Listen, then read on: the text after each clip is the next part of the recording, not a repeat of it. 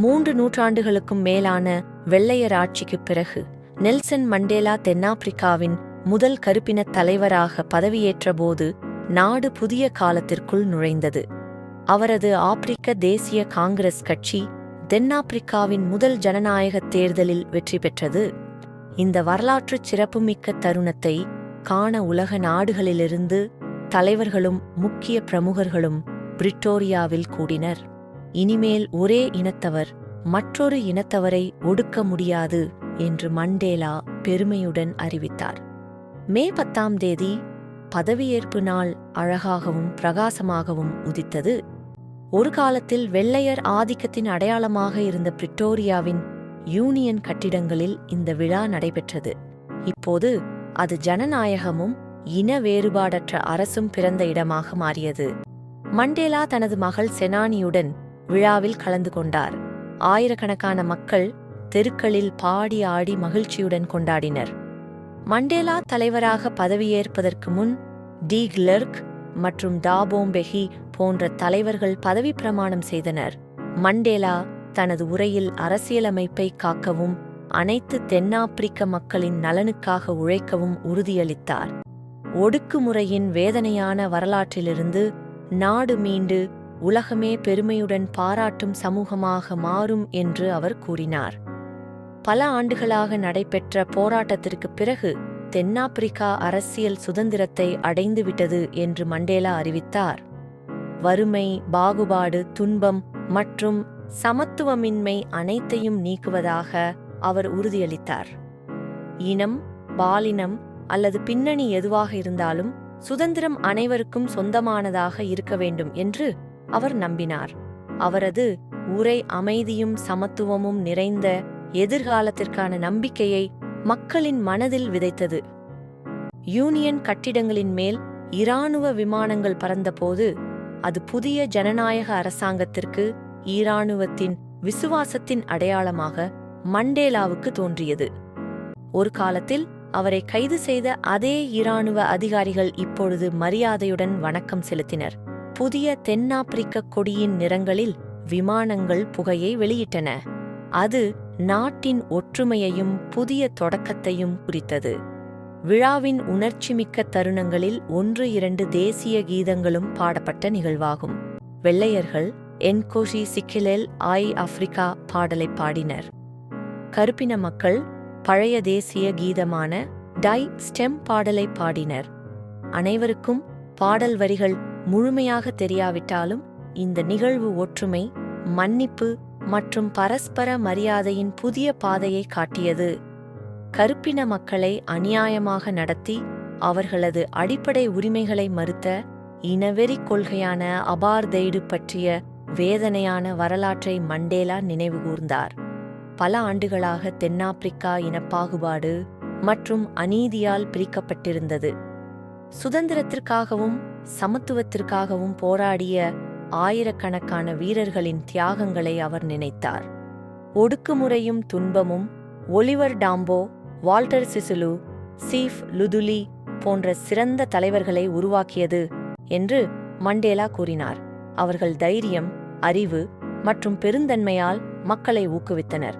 உண்மையான தைரியம் என்பது பயமின்மை அல்ல, பயத்தை வெல்வதற்கான மனவலிமை என்று மண்டேலா அவர்களிடமிருந்து கற்றுக்கொண்டார். வெறுப்பு என்பது மனிதனின் இயல்பு அல்ல என்று மண்டேலா நம்பினார்.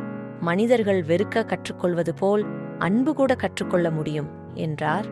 சிறையில் இருந்தபோதும் சில காவலர்களின் சிறிய கருணை செயல்கள் அவருக்கு மனிதநேயம் இன்னும் உயிருடன் இருப்பதை உணர்த்தின. அனைவரும் சமமாக சுதந்திரத்தை அனுபவிக்கும் போதுதான் உண்மையான சுதந்திரம் கிடைக்கும் என்பதை அவர் புரிந்து கொண்டார். சிறுவயதில் தன்னை சுதந்திரமானவன் என்று மண்டேலா நினைத்தார். ஆனால் பின்னர் இனவெறி சட்டங்கள் தனது மக்களின் சுதந்திரத்தை பறித்துவிட்டதை உணர்ந்தார். இதுவே அவரை ஆப்பிரிக்க தேசிய காங்கிரஸில் சேரச் செய்து நீதிக்காக வாழ்நாள் முழுவதும் போராடத் தூண்டியது. ஒடுக்குபவரும் ஒடுக்கப்படுபவரும் வெறுப்பால் மனிதத்தன்மையை இழக்கிறார்கள் என்று அவர் நம்பினார். அனைவரும் மரியாதையுடனும் சமத்துவத்துடனும் சுதந்திரத்துடனும் வாழும் சமூகத்தை உருவாக்குவதே அவரது வாழ்நாள் இலட்சியமாக இருந்தது. After more than 3 centuries of white rule, South Africa entered a new era when Nelson Mandela became the country's first black president. His party, the African National Congress, won the first democratic election in South African history. Leaders and dignitaries from around the world gathered in Pretoria to witness this historic moment. Mandela proudly declared that never again would South Africa suffer under the oppression of one race by another. On May 10th, the day of the inauguration, dawned bright and beautiful. The ceremony was held at the Grand Union Buildings in Pretoria, once a symbol of white supremacy. Now it had become the birthplace of a democratic and non-racial government. Mandela attended the ceremony with his daughter Zenani, while thousands of people celebrated joyfully in the streets with singing and dancing. During the ceremony, leaders including Mr. de Klerk and Thabo Mbeki took their oaths before Mandela became president. When Mandela spoke, he promised to uphold the Constitution and work for the welfare of all South Africans. He said the country would rise from the painful history of oppression and become a society that the whole world could admire with pride. Mandela declared that South Africa had finally achieved political freedom after years of struggle. He promised that poverty, discrimination, suffering, and inequality would be removed from society. He believed that freedom should belong to every citizen, regardless of race, gender, or background. His speech inspired millions with hope for a peaceful and equal future. As military aircraft flew above the Union buildings, Mandela saw it as a sign of loyalty to the new democratic government. The same military officers who once arrested him now saluted him with respect. Jets released smoke in the colors of the new South African flag, symbolizing unity and a fresh beginning for the nation. One emotional moment of the celebration was the singing of the two national anthems. White South Africans sang Nkosi Sikelel iAfrika, while black South Africans sang Die Stem, the old anthem of the Republic.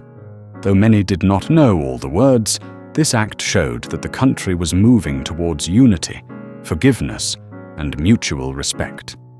Mandela reflected on the painful history of apartheid, a system that treated black people unfairly and denied them basic rights. For many years, South Africa had been divided by racial discrimination and injustice.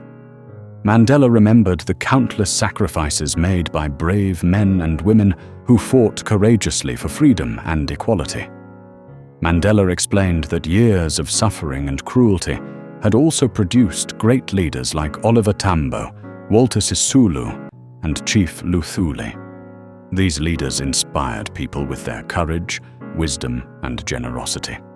Mandela learned from them that true courage is not the absence of fear, but the ability to overcome fear with determination and hope.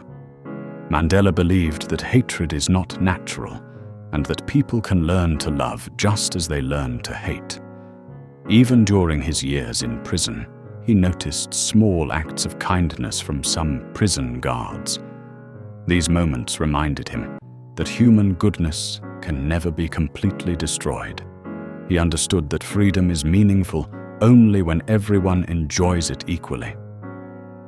As a young boy, Mandela once believed he was free, but later he realized that racial laws had stolen the freedom of his people. This understanding led him to join the African National Congress and dedicate his life to fighting for justice. Mandela believed that both the oppressed and the oppressor lose their humanity under hatred. His lifelong mission was to create a society where all people could live with dignity, equality, and freedom.